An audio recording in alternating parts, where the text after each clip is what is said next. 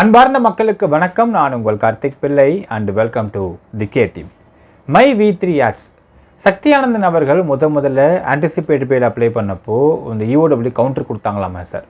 அது என்ன கவுண்டர் கொடுத்தாங்க சார் அப்படின்னு நிறைய பேர் கேட்டிருக்கீங்க மக்களே. அது என்ன கவுண்டர் கொடுத்தாங்க அப்படிங்கிறத பற்றியும் இன்னும் சில விஷயங்கள், அதாவது இந்த கம்பெனியை இழுத்து மூட போகிறாங்க அப்படின்னு சில ஃப்ராடுகள் பேசுது பார்த்திங்களா மக்களே. இந்த கம்பெனியை இழுத்து மூடணும் அப்படின்னா அதுக்கு சக்தியானந்த் எப்படி பிஹேவ் பண்ணியிருப்பார். ஆனால் அந்த கம்பெனியை இழுத்து மூடக்கூடாது, தொடர்ந்து நடத்தணும், எல்லா மக்களுக்கும் பணத்தை திருப்பி கொடுக்கணும், அதாவது சம்பளத்தை கொடுக்கணும், எல்லாத்துக்கும் மேலே இந்த கம்பெனியை இன்னும் பெருசாக வளர்த்து கொண்டு போகணும் அப்படிங்கிறதுனால அவர் என்ன பண்ணார், அதாவது டீட்டெயில்டாக பார்க்க போகிறோம் இந்த பதிவில்.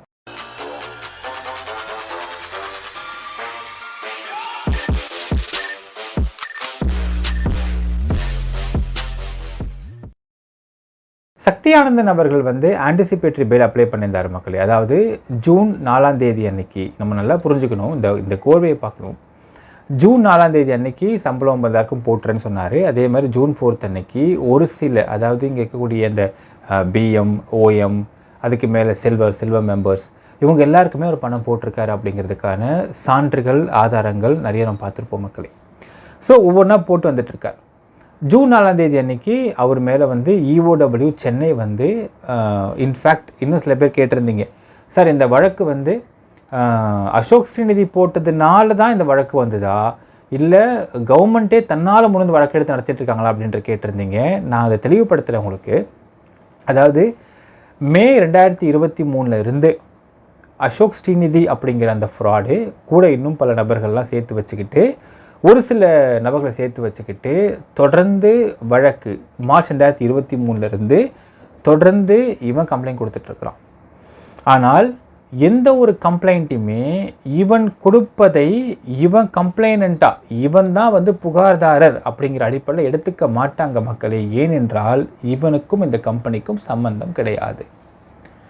ஆனால் இவனுடைய கட்சி இன்ஃப்ளூயன்ஸை பயன்படுத்திக்கிட்டு ஒரு நபர் ஒரு சோர்ஸ் நமக்கு சொன்ன விஷயம், 99 வாட்டி கம்ப்ளைண்ட் கொடுத்துருக்குறான், இது எடுத்துக்கல.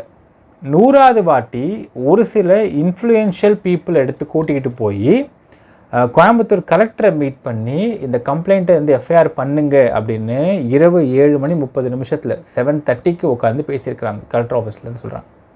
ஸோ அப்படி பேசப்பட்டு இது முதல்ல FIR போட்டு விசாரிப்பதற்கு முன் வந்தது அப்படிங்கிற விஷயம் சொல்கிறாங்க. 99 வாட்டி கம்ப்ளைண்ட் கொடுத்தும் இவன் கொடுத்த கம்ப்ளைண்ட்டை மதிக்கலை அப்படிங்கிறதுக்கு நமக்கு என்ன காரணம், என்ன விஷயன்ற புரிஞ்சிக்க முடியும்.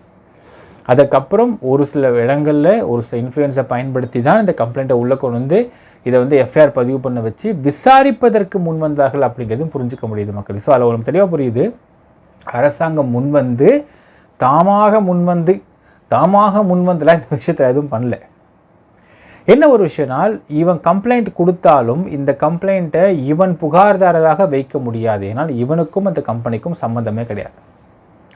அப்போது யார் புகார்தாரராக வைக்க முடியும் அப்படின்னு பார்த்தால், இதை எப்படி யார் எங்கேருந்து எப்படி பார்த்தாங்க அப்படிங்கிற ஒரு கதை திரைக்கதை வசனத்தை எழுதணும் காவல்துறை.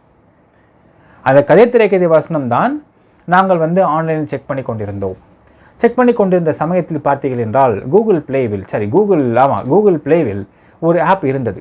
அந்த ஆப்பை பார்த்தோமே என்றால் அந்த ஆப்பின் மூலியமாக மை V3 ஆட்ஸ் என்கின்ற ஒரு விளம்பரம் கம்பெனி என்று தெரிந்து கொண்டோம்.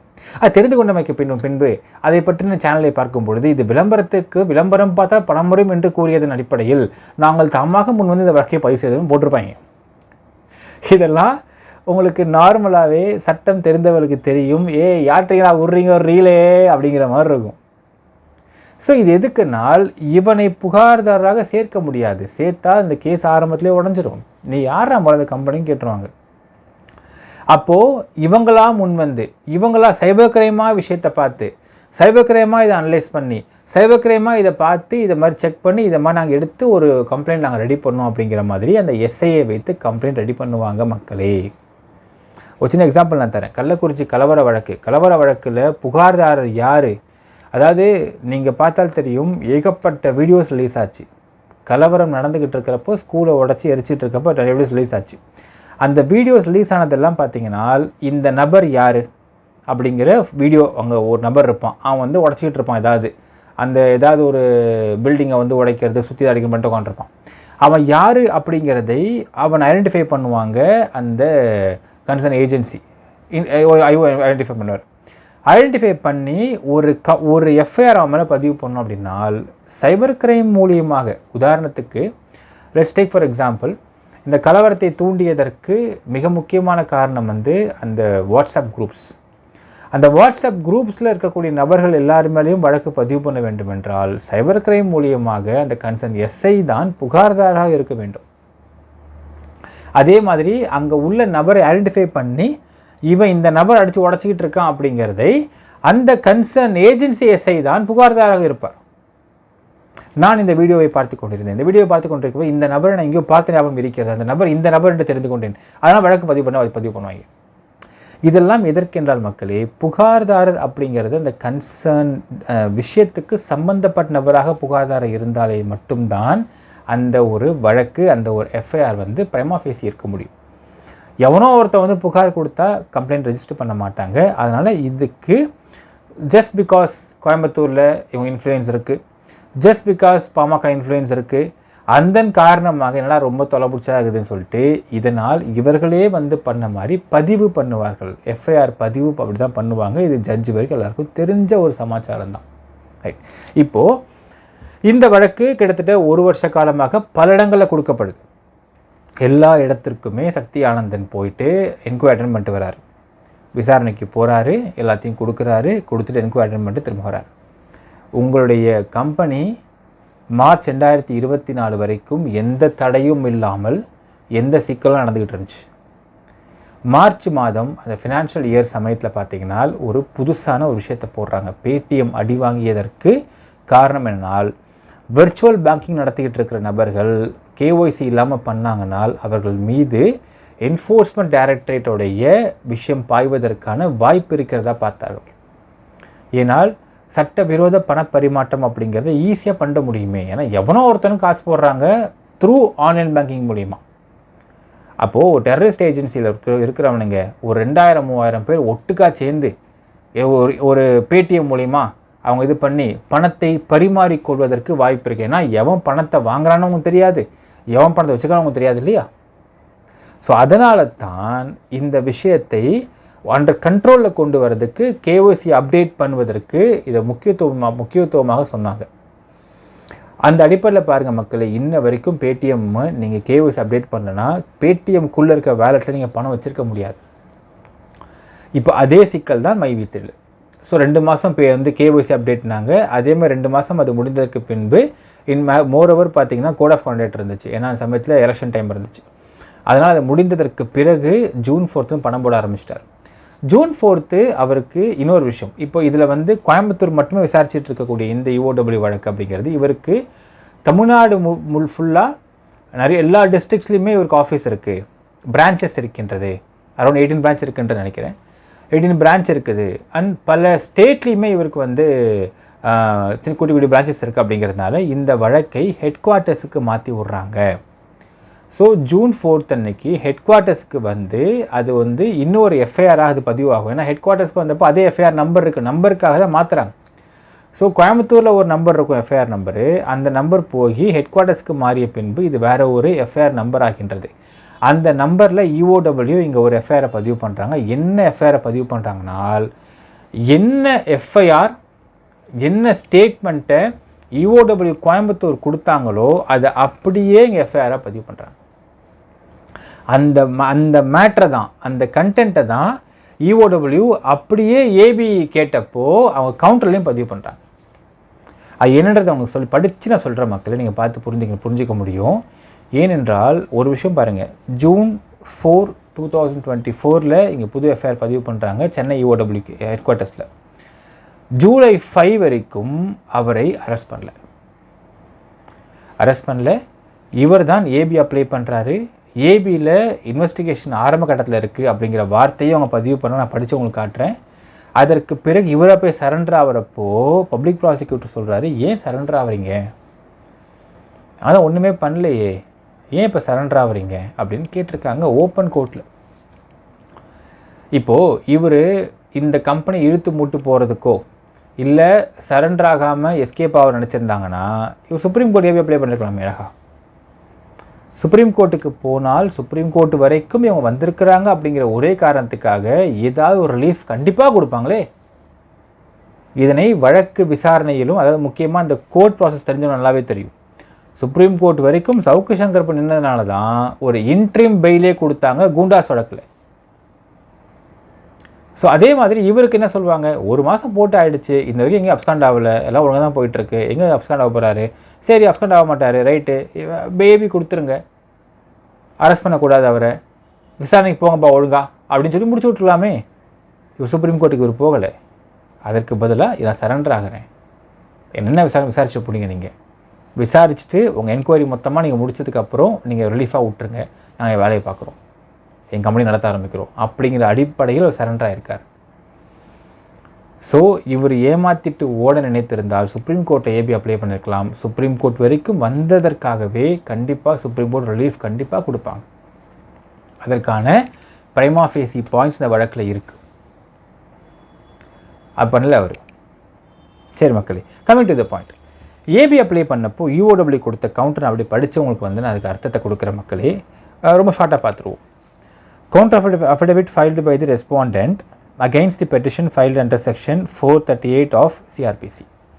Point number 1. I, A. Annadurai, age 58 years, son of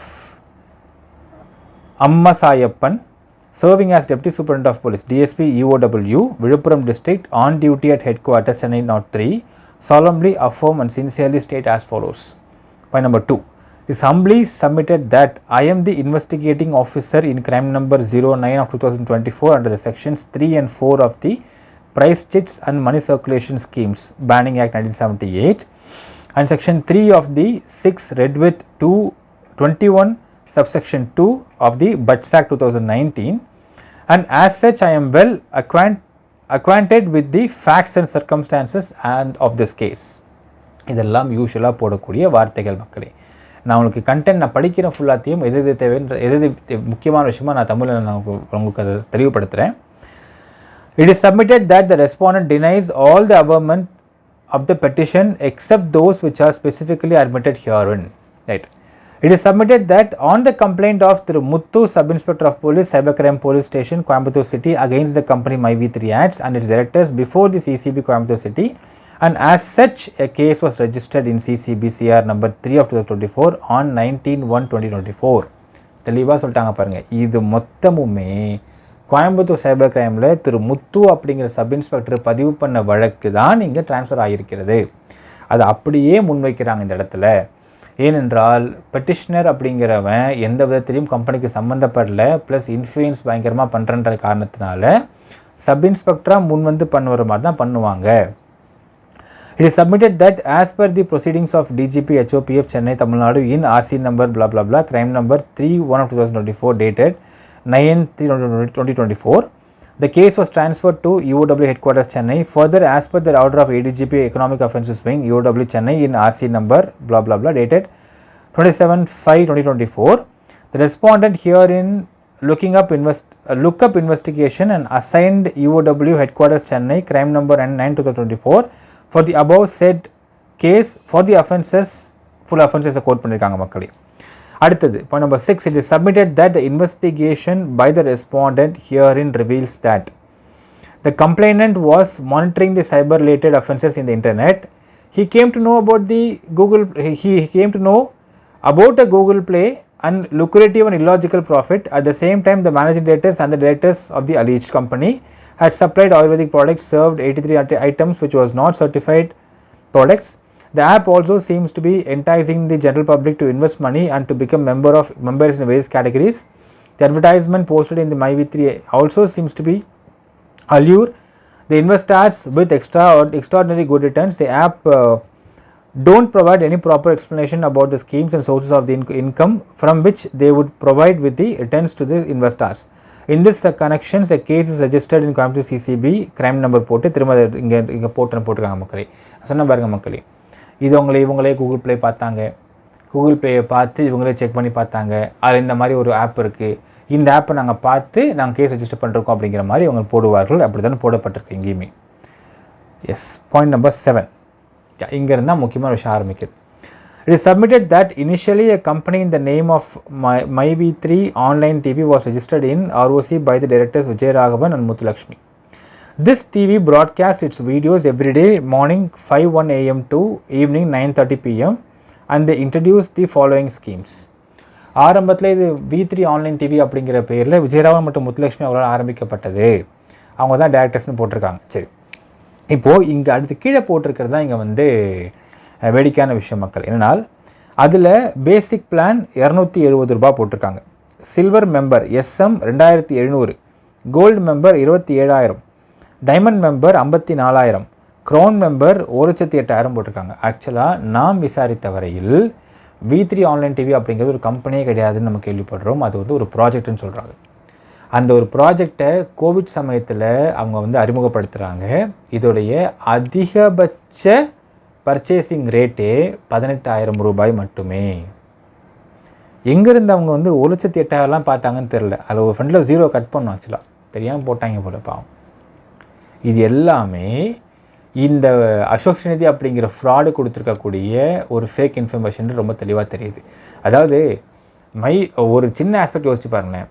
MyV3 Ads அப்படிங்கிற ஆப்புக்குள்ளே போனால் அந்த டீட்டெயில்ஸோ பிளான் டீட்டெயில்ஸோ எதுவுமே இல்லைன்னு நீங்கள் சொல்கிறீங்கனால் MyV3 Adsக்குள்ளே போய் எதுக்குங்க V3 ஆன்லைன் டிவியை பற்றின விஷயங்கள்லாம் வரப்போகுது? அது தப்பாக ஏன் வரப்போகுது? எப்படி நீங்கள் பாயிண்டில் போட்டிருக்கிறீங்க அப்படிங்கிற கேள்வி இருக்குது.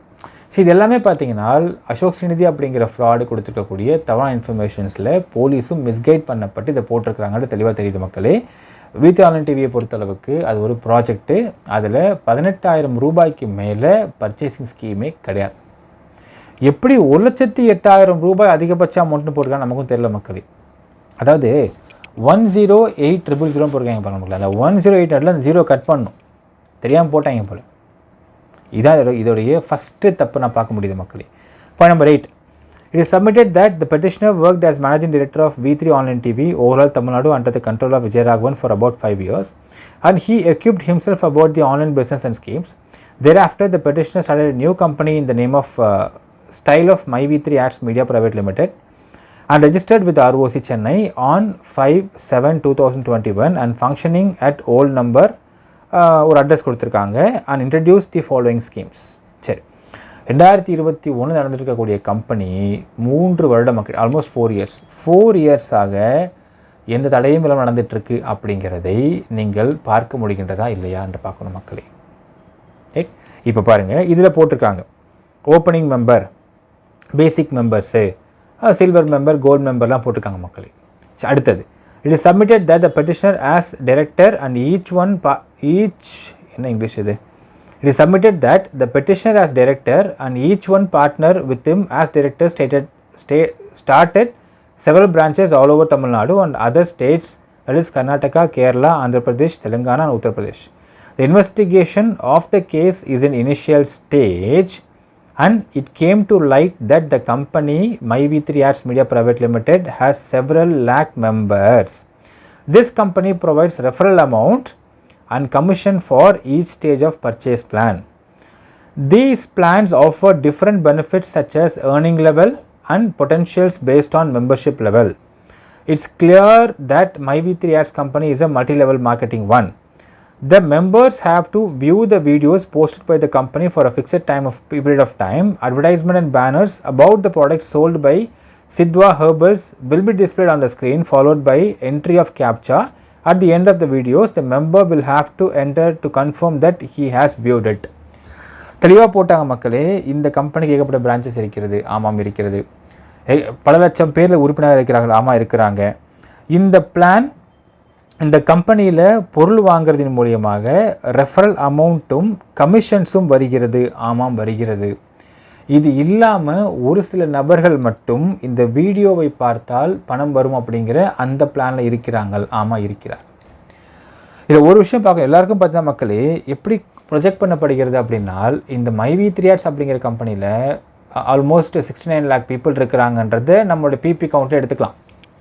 அதில் 60 லட்சம் பேர் பேசிக் ஓப்பனிங் மெம்பர்ஸ். சரி, நம்ம இந்த ஓப்பனிங் மெம்பர்ஸ் அப்படிங்கிறவங்க ஏன் உள்ளே வருவாங்க அப்படின்னு பார்த்தால் ஓப்பனிங் மெம்பர் உள்ளே வந்து இந்த வீடியோ பார்த்து இது மூலிமா வந்து ஒரு 60 ரூபா வந்து மாதம் earn பண்ண முடியுதான்னு பார்க்குறன்றது they will get in touch with the company.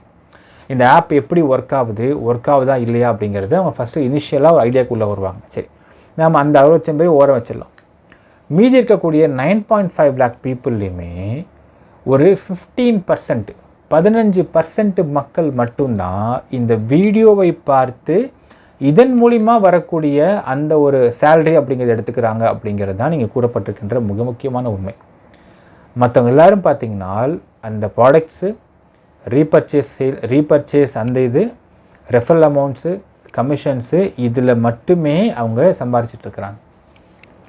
அப்போது இந்த வீடியோ பார்த்து பணம் கிடைக்கிது அப்படிங்கிறது it's one of the scheme. இந்த myV3 Ads அப்படிங்கிற இந்த ஆப்பு நம்ம ஃபஸ்ட்டே சொன்ன மக்களே, இந்த ஆப்பை ஒரு நாளைக்கு இத்தனை நபர்கள் இவ்வளவு கீனாக ரொபாட் இல்லாமல் மனிதர்களாக இந்த ஆப்பை இந்த அளவுக்கு கீனாக வாட்ச் பண்ணுறாங்க அப்படின்னால் அந்த ஆப்புடைய அலெக்ஸா ரேட்டிங் அப்படிங்கிறது கூகுள் இன்க்ரீஸ் ஆகும்.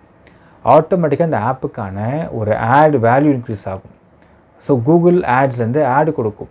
இதில் ஒரு எக்ஸ்ட்ரா ரெவன்யூ வருவதற்கு வாய்ப்பு இருக்குது. இப்போ இந்த ஒரு பிளாட்ஃபார்மை யூஸ் பண்ணி எப்படி அமேசான் மாதிரியான பிளாட்ஃபார்ம் அட்வர்டைஸிங் பிளாட்ஃபார்மாக ஒரு எல்லா விதமான ப்ராடக்ட்ஸையும் உள்ளே கொண்டு வந்து பண்ணுறாங்க. ஆக்சுவலாக பார்த்தா மக்களே, அமேசான் முதலில் உருவாக்கப்பட்டதற்கான மூல காரணம் புத்தகம் விற்பதற்கு. நீங்கள் தெரிஞ்சவங்க தெரியும் மக்களே, அமேசான் அப்படிங்கிற ஆப்பை உருவாக்கியதற்கு எதற்குனால் புத்தகம் விற்பதற்கு. ஆனால் புத்தகம் விற்பதை தவிர இன்றைக்கி எல்லாமே அங்கே விற்கிறாங்க. புத்தகம் has become the part of it. ஏனால் உலகம் பூரா புத்தகத்தை வாங்குவதற்கு ஒரு பெரிய கூட்டம் இருக்கிறது. ஆனால் போய் எந்தெந்த புத்தகம் எங்கே விற்கிதுன்றதை பார்த்து எடுப்பதற்கு அவங்களுக்கு கஷ்டமாக இருக்குது. ஒவ்வொரு ஊரில் இருக்கக்கூடிய எல்லா புத்தகங்களையுமே இந்த அமேசானில் நீங்கள் அமேசானுக்குள்ளே போட்டு வச்சுட்டிங்கனால் பார்க்கக்கூடிய வியூவர்ஸ் இதை பார்த்து கேட்டாங்கன்னா நீங்கள் வந்து டெலிவரி பண்ணுறதுக்கு ஈஸியாக இருக்கும். அப்படியே ஒரு ஆப்ஷனுக்காக உருவாக்கப்பட்டது தான் Amazon.com. இங்கே பாருங்கள், அதுவுமே புத்தகம் அப்படிங்கிற அந்த ஒரு கனெக்டிவிட்டி, ஒரு செல்லிங் பாயிண்ட், யூனிக் செல்லிங் பாயிண்ட்டை பயன்படுத்தி தான் அமேசானை வந்து மிகப்பெரிய அளவில் ஹிட் ஆகினாங்க. ஏன்னா புக் லவர்ஸ் எல்லோரும் பார்த்திங்கன்னா ஒரு நல்ல படித்தவர்கள் இருப்பார்கள். ஏன்னால் படித்தவர்கள், படிக்க ஆசைப்படுபவர்கள், ஒரு புக் வேர்ம்ஸ், ரீடிங் ஹேபிட் இருக்கிறவங்க தான் வந்து புத்தகத்தை வெறித்தனமாக லவ் பண்ணுவாங்க. அவங்களுக்கு இந்த ஆப்பை போய் ரீச் பண்ணுறதுக்கு, அப்பா இப்படி ஒரு ஆப் இருக்கேப்பா, வேர்ல்டில் இருக்க எங்கெங்கேதோ புத்தகம்லாம் இங்கே நம்ம கிடைக்குதேப்பா ஒரே ஷெல்குள்ளே அப்படிங்கிறது அடிப்படையில் இந்த ஆப்பை ஃபஸ்ட் ரீச் பண்ணாங்க. இப்போ பார்த்திங்கன்னா புக்ஸை விட மற்ற எல்லாமே ஃபேன்சி ஐட்டம்ஸு, உங்களுக்கு பியூட்டி ஐட்டம்ஸு எல்லாமே அங்கே விற்கிறாங்க. ஸோ அப்படி மாறுவதற்கு பயன்படுத்தப்பட்ட யுக்தி தான் ஃபஸ்ட்டு இந்த புத்தகம் விற்பனை அப்படிங்கிறது. அதே மாதிரி இப்போ இந்த ஆப்பை பொறுத்தளவுக்கும் நீங்கள் ஆட்ஸ் பார்க்குறீங்க, ஆட்ஸ் பார்த்தா உங்களுக்கு பணம் வரும் அப்படிங்கிறது வந்து ஏன் ஒரு யுக்தியாக இருக்கக்கூடாது? நான் சொல்ல மக்களே, இது அவங்க எம்டியே பேசியிருக்காரு. இந்த ஒரு இதுக்கு அப்புறம் ரெயின்போ ஸ்கீம் இருக்குது. இந்த ரெயின்போ ஸ்கீம் மூலியமாக நமக்கு எந்த அளவுக்கு இதில் வந்து ஏர்னிங் ஆப்ஷன்ஸ் இருக்குது அப்படிங்கிறத அவங்க பேசியிருக்காரு. நான் அதை எக்ஸ்பிளைன் பண்ண வேண்டிய அவசியமும் உங்களுக்கு தேவை இருக்காது அநேகமாக. ஸோ இந்த எல்லாருக்கும், அதாவது இந்த சில ஃப்ராடுகளுக்கு பார்த்தீங்கன்னா எப்படி ஆடு பார்த்தா காசு வருதுன்னு கேட்குறாங்க. இது வந்து ஒன் ஆஃப் த ஸ்கீமுங்க. இது மூலிமா எப்படி அவங்கள இந்த ஆப்பை டெவலப் பண்ணுறாங்க அப்படிங்கிற அடிப்படையில் தான் இது வந்து ஒரு மார்க்கெட்டிங் யுக்தியாகத்தான் இது இருக்கிறது. As we check in the Amazon. So அடுத்த பாயிண்ட் பாருங்கள் மக்களே, ரொம்ப தெளிவாக போட்டாங்க. இந்த விஷயங்கள் எல்லாமே தெளிவாக இருக்குது மக்களே. அதே மாதிரி என்ன சொல்லிட்டாங்கன்னா, ஒரு வார்த்தை போட்டிருக்காங்க AV கொடுக்குறப்போ, the investigation of the case is in initial stage அப்படின்னு தெளிவாக போட்டாங்க. ஆரம்ப கட்ட நிலையில் தான் இன்வெஸ்டிகேஷன் இருக்கிறது. இதெல்லாம் கோயம்புத்தூர் சிசிபி கொடுத்த விஷயங்கள், கண்டென்ட் அப்படியே எடுத்து ஏபிக்கு போட்டாங்க. அடுத்தது, it is submitted that the myV3 Ads offer money for watching advertisement on the app myV3 Ads. People have to pay membership and purchase Ayurvedic products which ranges from free member to crown member, and amount ranges from 0 to ₹121,260 rupees. The company promises to pay 2,800 rupees per day by watching advertisement on its app myV3 Ads. The company collected amount in various ranges from public and circulated within the members of the scheme only. Therefore it is an offence under section 3 and 4 of the Price Cheats Act. Okay, இது எல்லாமே CCB கொடுக்கப்பட்ட விஷயங்கள். இதெல்லாம் எப்போ வந்து உங்களுக்கு உடையும்? Only after the enquiry gets over. இப்போது இன்னொரு வார்த்தை போட்டிருக்காங்க பாருங்க. It is submitted that the company collected deposits on several lakh people and amount ranges from 360 to 1,20,260 rupees to the true of amount more than 500 crores without any approval from authorized bodies. It is clear that this company might be 3 years commits offenses punishable under blah blah blah போட்டாங்க. But check போட்டுருக்காங்க. 500 கோடி ரூபாய் மோசடி அப்படிங்கிற வார்த்தையை ஏன் BP ஆரம்பத்தில் பயன்படுத்தினார் ஏபி கொடுக்க வந்த சமயத்தில் அப்படின்னு பார்த்தீங்கன்னா இந்த ஒரு கவுண்டர்னால தான். அப்போது சத்யானந்த் தரல் அப்படி கவுன்சில் கேட்குறாங்க, நீங்கள் எப்படி இதை மோசடின்னு சொல்கிறீங்க, ப்ளீஸ் நீங்கள் அதை எலாபரேட் பண்ணுங்கன்னு சொல்கிறாங்க. இந்த வார்த்தை 500 கோடி மோசடி அப்படிங்கிற வார்த்தை அவரை கஸ்டடி எடுக்கிறாங்க. அப்போ இந்த வார்த்தை வரல, பிபி இந்த வார்த்தையை சொல்ல. கஸ்டடி எடுத்து முடிச்சு திரும்ப வந்து போய் சரண்டர் பண்ணுறாங்க, அப்போ இந்த வார்த்தையை சொல்ல. அடுத்தது மறுபடியும் அங்கேயே பெயில் அப்ளை பண்ணுறாங்க. அப்போ சொல்லப்பட்ட வார்த்தை என்னன்னால் இது 2,600 கோடி இன்வால்வ்டு ப்ராஜெக்ட் அப்படிங்கிறாங்க. 500 கோடி மோசடின்னு சொல்லிட்டு இருந்த இந்த வார்த்தையெல்லாம் மாறி வருகிறது. ஏனென்றால் உங்களுக்கு விசாரிப்பதற்கு முன்பு வரை எல்லாருக்கும் இருக்க மாதிரியான பொது பிம்பம் தான் இருக்கும். அந்த கம்பெனி எம்டியை கூட்டு விசாரித்து என்ன இதுன்றது ஃபுல்லாக தெரிஞ்சதுக்கு பிறகு தான் தெரிய வரும் இது என்ன மாதிரியான ஒர்க் அப்படிங்கிறதே. ஸோ இன்வால்வ்டு ப்ராஜெக்ட் அப்படிங்கிறதுக்கும் மோசடி அப்படிங்கிறதுக்கும் பெரிய வித்தியாசம் இருக்கிறது மக்களே. இங்கே மோசடி அப்படிங்கிற வார்த்தையை இதற்கு பின்பு பயன்படுத்தவில்லை. இங்கே பயன்படுத்தக்கூடிய காரணம் என்ன பார்த்தீங்கன்னா, it is under the basic stage of investigation. அடுத்தது point number 12 is submitted that on the complaint of Thiru Ramasamy. Okay, இதெல்லாமே இப்போ நான் அடுத்து படிக்கக்கூடிய விஷயம் படிக்க வேண்டிய அவசியம் இருக்காது மக்கள். ஏனென்றால் நேற்று நான் சொல்லியிருப்பேன் உங்களுக்கு என்னென்ன வழக்குலாம் இவங்க மேலே வந்து ஆரம்பத்தில் இருக்குன்ற சொல்லியிருப்பேன். அதாவது ராமசாமி அப்படிங்கிற விஏஓ மூலியமாக ஒரு வழக்கு போடப்பட்டதா, வழக்கு போடப்பட்டு அது வந்து எதுக்கு போடப்பட்டுச்சுன்னு பார்த்தீங்கன்னா, கோயம்புத்தூர் சிட்டி சிங்காநல்லூர் போலீஸ் ஸ்டேஷனில் அன்லாஃபுல் அசம்பிளி, அதாவது எந்த ஒரு அனுமதியும் வாங்காமல் கூட்டத்தை கூட்டுவதற்காக போடப்பட்ட ஒரு வழக்கு, அந்த வழக்கு மேலே இருக்குதுன்னு வந்துருச்சு. அடுத்தது திரு அருள் பெருமாள் எஸ்ஐ, அவர் ரேஸ் கோர்ஸ் போலீஸ் ஸ்டேஷனில் போட்ட அகெயின் அன்லாஃபுல் அசம்பிளி. அடுத்தது Arul Perumal SI race course police ஸ்டேஷனில் போட்ட இன்னொரு அன்லாஃபுல் அசம்பிளி. ஸோ இந்த 3 கேஸை பற்றியும் இங்கே மென்ஷன் பண்ணுறாங்க இந்த கவுண்டரில். ரைட், அது முடியுதுங்களா? முடிஞ்சதுக்கப்புறம் என்ன சொல்கிறாங்கன்னா, எஸ் அந்த சொர்ணமன் பேபி இவங்க போட்ட இந்த ஒரு யூடியூப் சேனலில் போட்ட வீடியோக்கு கீழே எவனோ ஒருத்தவங்க கமெண்ட் பண்ணதையே இவங்க திரும்ப கோட் பண்ணுறாங்க இந்த இடத்துல. ரைட்டுங்களா? அடுத்தது 17th point, it is submitted that the contention stated by the petitioner is totally fake. There are 2 cases registered against the petitioner and 2 cases against the company's director and members.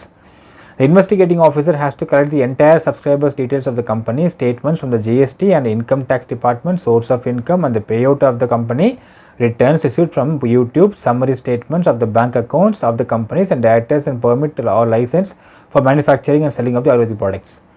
So இது எல்லாத்தையும் நாங்கள் collect பண்ண வேண்டியது இருக்கிறது. இதை collect பண்ணுறதுக்கு நாங்கள் விசாரணை பண்ணோம், இன்னும் விசாரணை ஆரம்பிக்கவே இல்லை, அதனால் ஏபி கொடுக்காதீங்கன்னு போட்டிருக்கிறாங்க. 18th point, it is submitted that the petitioner is the main perpetrator of this case. If he is let out in anticipatory bail, he will indulge in illegal activities, threatening the witnesses and tampering the evidences. So, our Honorable Apex Court has repeatedly held that economic offences are a class apart. It is different from the murder case which is done in a heat of passion being aroused. Whereas economic offences are the white-collar crime done with the premeditated plan to cheat the larger public, which affects the economy and the financial stability of the country and has to be viewed in stricter senses. Therefore, in the above circumstances stated against the petitioner, it is most humbly prayed that this Honorable High Court may be pleased to dismiss the petition of anticipatory bail filed by the petitioner in the interest of justice. ரொம்ப தெளிவாக சொல்லிட்டாங்க மக்களே. அதாவது economic offences பண்ணக்கூடிய கம்பெனிகள் ஒரு கொலை பண்ணுவதை விட மோசமான கம்பெனி அப்படிங்கிறது ஆபெக்ஸ் கோர்ட் சுப்ரீம் கோர்ட் சொல்லியிருக்கிறாங்க. அதனால் இந்த கம்பெனி நாங்கள் இன்னும் முழுசாக விசாரிக்கலை, இந்த கம்பெனி மேலே இப்படிப்பட்ட அலிகேஷன்ஸ்லாம் வந்து கோயம்புத்தூர் சிசிபி முன் வச்சிருக்கிறாங்க, இதான் இப்போ வந்திருக்கு, இந்த கேஸ் இன்னும் ஆரம்பக்கட்ட விசாரணை இருக்கிறது, அதனால் டிஸ்மிஸ் பண்ண சொல்லிட்டாங்க இந்த ஆன்டிசிபேட்டரி பெயில். இதுதான் கொடுக்கப்பட்ட விஷயங்கள் மக்களே. இப்போது ஆன்டிசிபேட்டரி பெயில் கொடுத்த சமயத்தில் உங்களுக்கு சத்யானந்த் யாருன்னு தெரியாது, இஓடபிள்யூக்கு என்ன பண்ணுறாங்க அந்த கம்பெனிலும் தெரியாது, இந்த கம்பெனி ஜிஎஸ்டி தெரியாது, இந்த கம்பெனி இன்கம் டேக்ஸ் தெரியாது, இந்த கம்பெனியோடைய ப்ராடக்ட்ஸோடைய லைசன்ஸ் தெரியாது, இந்த கம்பெனியோடைய பே அவுட்ஸ் தெரியாது, இந்த கம்பெனியோட மெம்பர்ஸ் தெரியாது, எதுவுமே தெரியாது. எதுவுமே தெரியாத பேசிக் ஸ்டேஜில் இருந்த சமயத்தில் கொடுக்கப்பட்ட கவுண்டர் இதுதான் மக்கள். இது நடந்து முடிஞ்சதுக்கப்புறம் அடுத்தது அவர் போய் சரண்டர் ஆகிறாரு. நான் முன்னாடி சொன்ன மாதிரி தான் மக்களே, சரண்டர் என்பது அவர் நினைத்திருந்தால் ஆன்டிசிபேட்டரி பெயில் சுப்ரீம் கோர்ட்டில் அவர் போயிருக்க முடியும். ஜூன் 4 அன்னைக்கு போடப்பட்ட எஃப்ஐஆர் ஜூலை 5 வரைக்கும் எந்த அரெஸ்ட்டும் பண்ணல. ஏபி மட்டும் ரிஜெக்ட் ஆகுது. ஏபி ரிஜெக்ட் ஆகியே ஒரு வார காலம் அவர் வெளியே தான் இருந்திருக்கிறாரு. அப்பயும் எந்த அரெஸ்ட்டும் பண்ணல. அவர் சரண்டர் ஆகிறப்போ பிபி சொல்கிறாரு, ஏன் இப்போ சரண்டர் ஆகணும் அவசரமாக, என்ன நாங்கள் எதுவும் பண்ணலையே, அது எந்த ஆக்ஷன் நாங்கள் எடுக்கலையே அப்படின்னு கேள்வி முன்வைக்கிறாரு. இவர் நினைத்திருந்தால் சுப்ரீம் கோர்ட் போயிருக்கலாம், போய் அவர் வந்து ஏபி அப்ளை பண்ணியிருக்கலாம். அதை பண்ணல. ஒரு கம்பெனியை இழுத்து மூடுவதற்கு சத்யானந்த் நினைத்திருக்கிறார் அப்படின்னால் அவர் எதுக்குங்க போய் சரண்டர் ஆகணும்? இந்த கம்பெனி நடத்தணும், எல்லாருக்கும் பே அவுட்ஸ் போடணும், மறுபடியும் வேறு லெவலில் கொண்டு வரணும். ஏன்னா உங்கள்கிட்ட அவர் ஃபஸ்ட்டே I think it was 6 months பேக்னு நினைக்கிறேன் மகளே, if I am not wrong, இந்த ரெயின்போ பற்றி பேசியிருப்பார். இந்த ரெயின்போ ஸ்கீம்ஸ்லாம் கொண்டு வரணும், அதற்காக வந்து நிறைய விஷயங்கள்லாம் முன்னெடுத்து கொண்டு போயிருக்காருன்னு கேள்விப்படுறோம். ஸோ இதெல்லாம் செய்யணுன்றதுக்காகத்தான் இதோ தடையாக இருக்கக்கூடாது என்கிற காரணத்தினால தான் இந்த விஷயத்தை போய் சரண்டர் ஆகி கிட்டத்தட்ட 1 மாத காலம் அவர் இப்போது ஆல்மோஸ்ட் 3/4 மாதம் ஆகுது, 3/4 மாதம் ஜெயிலில் இருக்கிறாரு. இந்த லீகல் அப்படிங்கிறது இட் வில் டேக் டைம் மக்கள். ஏன்னால் இதுக்குன்னு ஒரு குறிப்பிட்ட டைம் டியூரேஷன் எடுத்துப்பாங்க விசாரிப்பதற்கும். லீகலில் வந்து ஒரு ரிமாண்ட் பண்ணி, அதாவது இவர் வந்து விசாரணை கைதி, இப்போதைக்கு ஜுடிஷியல் கஸ்டடியில் அவர் இருக்கார். ஜட்ஜி சொல்லியிருக்காங்க, எப்பா இந்த கேஸை விசாரிக்கணும்னு சொல்கிறாங்க, நீ வெளியே இருந்தால் விட்னஸை வந்து டேம்பர் பண்ணுவேன்னு யூஷுவல் டைலாக் தான் அது. ஆக்சுவலாக அது எல்லாருக்கும் சொல்கிற வார்த்தைகள் தான்.